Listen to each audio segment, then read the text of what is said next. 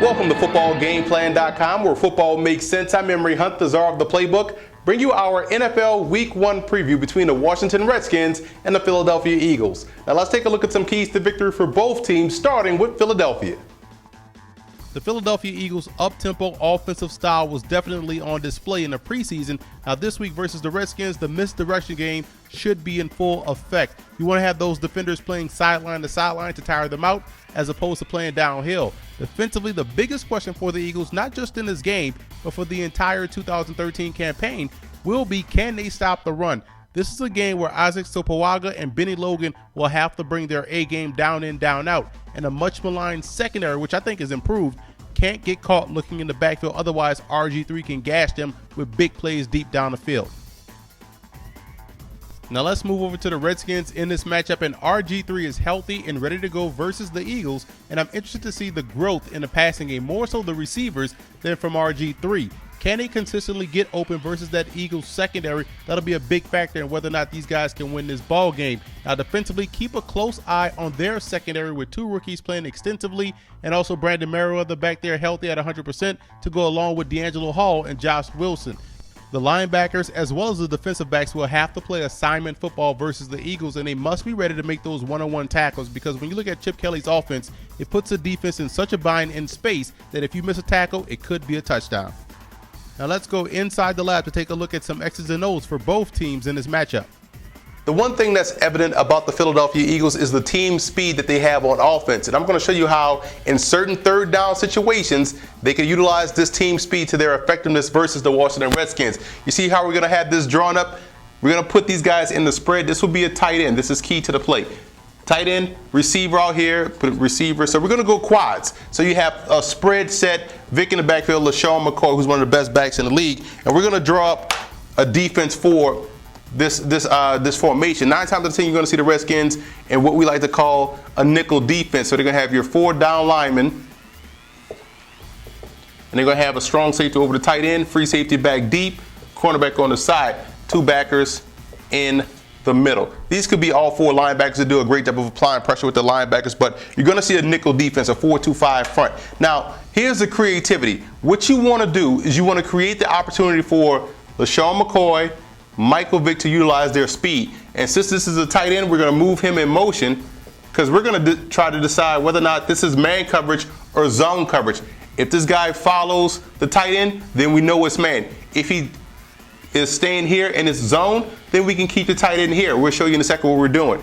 Running the receivers on verticals. These guys' job is to clear out space. There should be no defensive backs involved in this play. And what we're going to do, we're going to block down, block. Center's going to work up to get this backer here. Block. Play side tackle is working up to get the backer. We're not blocking this guy. I think you guys know what's coming. We're going to run the speed option. So here's the thing. If this guy motions and the strong safety is following the tight end, this should be a touchdown, because you can bet Michael Vick can make this guy miss. And so if he stays, we're just going to have the tight end block him. So we're running a quick speed option here, and LaShawn McCoy is following. This defensive end is going to make the bad decision. Either way he goes, if he's going to try to play LaShawn McCoy, Vick could run for forever.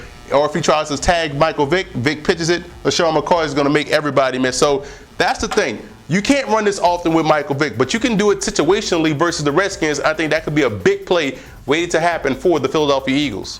When the Redskins run their stretch play out of the pistol, it puts your defense in a bind, and it allows the running back to have a 3-way go. And we're going to show you how they utilize this. Then I'm going to show you a play action pass off of it that they love to run. You see right here your base pistol set, quarterback aligned 3 yards off the ball. And what we do, this is how we're going to block it up.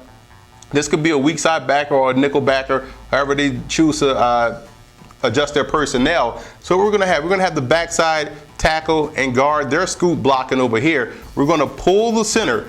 His job is to secure this B gap. Whoever's the first threat to attack that B gap, that's his responsibility. And we're going to have the play side guard. His job is to base block this 3 technique. Tight end's job is to base block that defensive end who's lined up in a 6 tech. And we're going to have the slot guy go up and get the strong safety. We're going to have the corner being blocked by the receiver. Play side tackle, his job is to pull around and block either the middle backer or the nickel back or the weak side backer, however they set up. We're going to have RG3 reverse out and meet the running back right here. Reverse out, hand that ball up right here. Now, as you see, the running back has a three-way go. He can either hit it up this B gap, he can either hit it up the C gap, or he can bounce it outside and run to daylight. So this stretch play that they love to run puts you in the bind. One, because RG3 turns his back to the defense, reverses out to hand it off. And two, the running back has a three-way go. Now I'm going to show you the play action pass off of this play that the Redskins love to run. The Redskins run the stretch so well that the play action pass looks exactly like the stretch play. And a lot of times, if they're running it effectively, teams will try to come hard off the edge to stop the run, thus creating that opportunity for that play action pass. We're going to show you how it's drawn up, and everything looks exactly the same. And the reason why I like their play action pass, it's max protect, and it's a strong five-man protection, not strong side five-man protection. And I like that a lot. So what we're going to have, everything look the same. RG3 reverse pivoting, running back showing his motion, and he's essentially the cleanup blocker. His job is to clean up anybody that's coming down to try to attack the run. We're going to have RG3 sprint out. Now we have the smash concept on this side, which is your corner route and your hitch. 6 to 8 yards right here. We have the backside receiver running an over route, 8 to 10 yards. And the protection up front, the backside guard and tackle, they're going to do hinge protection. He's going to hinge protect the A gap. B gap, and he's hinge protecting the A gap.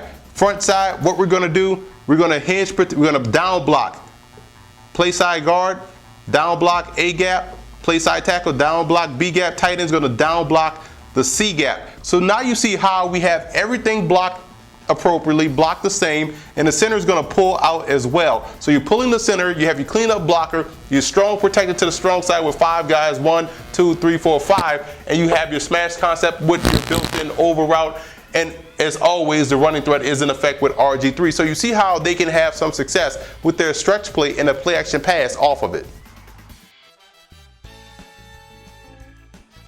Now here are some coaching points for both teams in this matchup. For the Philadelphia Eagles, I do believe they can go big with their tight end personnel. I actually love what they have on the roster at this position. You look at James Casey, their fullback, Zach Ertz, the rookie, and the dependable Brent Selleck. It can give them an advantage in a running game as well as in a passing game. And you want to get LaShawn McCoy in space. This is a guy that's one of the best running backs in the game. When he's out in the open, he will always make the first and the second guy miss. And the big matchup on the defensive side of the football will be cornerback Kerry Williams versus the Redskins' #1 option, Pierre Garçon. He has to win that battle.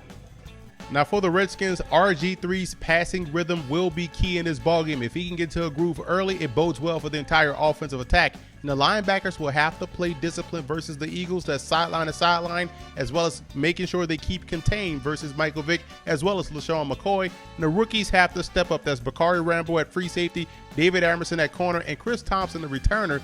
All 3 guys, in my opinion, will have to play big roles in this game in order for the Redskins to come away victorious.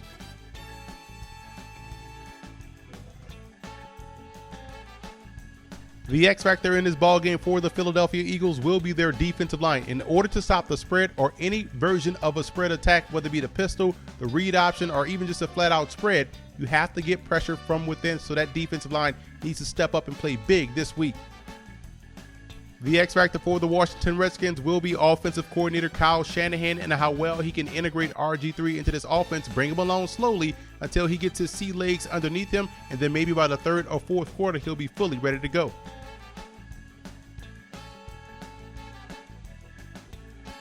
I like the Redskins in this ball game, and everyone is focusing on RG3, the pistol, the read option, but they ignore the battle up front on both sides of the ball that the Redskins win every game. They also play a well-balanced offensive brand of football, and versus the Eagles, I think they can slow the pace down by going on those long, sustained drives with that running game, and a healthy Skins defense, in my opinion, will be able to contain the explosive Eagles offense.